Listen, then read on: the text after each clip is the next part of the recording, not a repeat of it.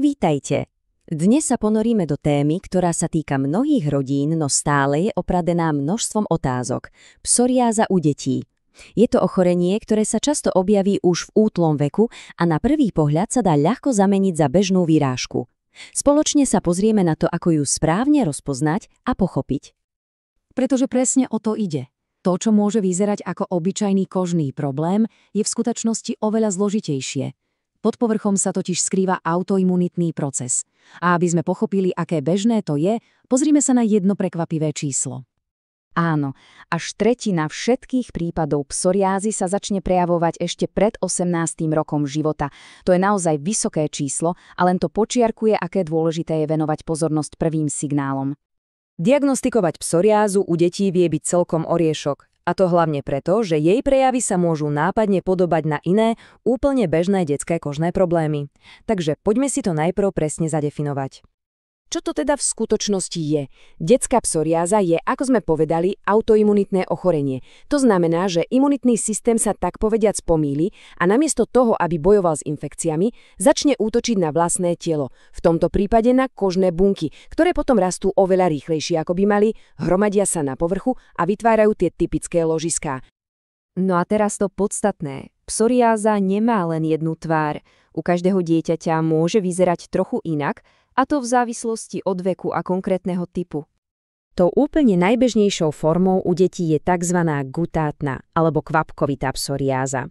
Sú to také malé, ružové ložiská, ktoré pripomínajú kvapky. A čo je naozaj zaujímavé, často sa objavia náhle, napríklad pár týždňov po prekonaní streptokokovej angíny. U tých úplne najmenších, u bábetiek, sa môže psoriáza objaviť v plienkovej oblasti. Na rozdiel od obyčajných zaparenín sú však tieto ložiská ostro ohraničené, majú takú síto červenú farbu a hlavne klasické krémy na ne vôbec nezaberajú. Potom je tu ložisková psoriáza, ktorá už viac pripomína tú dospelácku, ale má svoje špecifiká. Ložiská sú zvyčajne tenšie a menej sa šúpu. A taká zaujímavosť, u detí sa častejšie objavuje na tvári, čo u dospelých nie je až tak bežné. A tu sa dostávame k tej najväčšej výzve. Ako vlastne zistiť, či ide o psoriázu alebo nejaký iný kožný problém? Toto je tá kľúčová otázka, ktorú si kladie mnoho rodičov. Poďme sa teda pozrieť na priame porovnanie s ochorením, s ktorým sa zamieňa najčastejšie. Toto porovnanie to ukazuje veľmi pekne. Psoriáza sa typicky objavuje na vonkajšej tzv. Vystieracej strane kĺbov, teda na lakťoch a kolenách. A jej ložiska sú jasne ostro ohraničené. Naopak, ekzém sa rád schováva v ohyboch, v lakťových a podkolenných jamkách, jeho okraje sú nejasné a hlavne veľmi svrbí. Dobre, keď už je diagnóza stanovená, čo ďalej?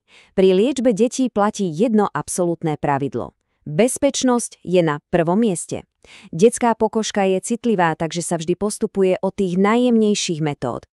Liečba má takú svoju jasnú postupnosť. Je to taký stupňovitý prístup. Vždy sa začína tým najšetrenejším, a to je lokálna liečba. Ak tá nestačí, pristupuje sa k ďalším možnostiam. Tým prvým krokom je teda liečba priamo na koži, čiže rôzne krémy a masti. Úplný základ je neustálá hydratácia, teda premasťovanie pokožky. Lekár môže na krátky čas predpísať slabé kortikosteroidy, prípadne prípravky s vitamínom D. Na citlivé miesta, ako je tvár, sa potom používajú špeciálne krémy, ktoré tlmia zápal bez obsahu steroidov. Je však nesmierne dôležité si uvedomiť, že psoriáza sa netýka len kože. Žiaľ, môže zasiahnuť aj iné časti tela a má obrovský vplyv aj na psychiku dieťaťa.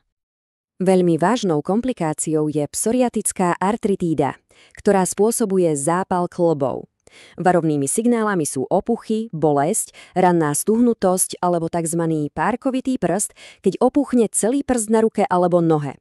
V takom prípade treba okamžite vyhľadať lekára, pretože včasná liečba môže zabrániť trvalému poškodeniu kĺbov. A naozaj nesmieme zabúdať na psychickú stránku. Tento citát to vystihuje úplne presne. Neustále svrbenie, viditeľné prejavy, nutnosť stále sa krémovať, to všetko môže viesť k úzkosti, haňbe a bohužiaľ aj k sociálnemu vylúčeniu.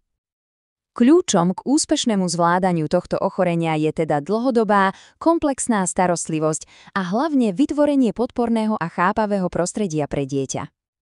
Ak by sme to mali zhrnúť do jednej vety, tak je to asi toto. Čím skôr sa ochorenie správne diagnostikuje a čím lepší a citlivejší je prístup k liečbe a celkovej starostlivosti, tým kvalitnejší a šťastnejší život môže dieťa viesť. Moderná medicína nám dnes dáva naozaj skvelé nástroje na to, aby sme fyzické prejavy ochorenia dostali pod kontrolu. Skutočnou výzvou však zostáva niečo iné. Ako sa ako spoločnosť dokážeme postaviť k stigme, ktorá toto ale aj mnohé iné kožné ochorenia stále sprevádza?